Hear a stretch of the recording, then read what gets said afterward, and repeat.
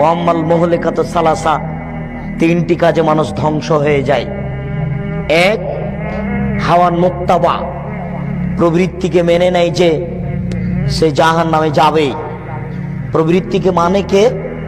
দাড়ি চাচে যে। প্রবৃত্তিকে মানে কে? টাকনো নিচে প্যান্ট পরে যে। প্রবৃত্তিকে মানে কে?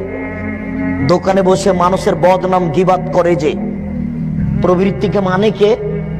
আজান হয়ে যায় তবুও মসজিদে যায় না, গল্প জমায় যে।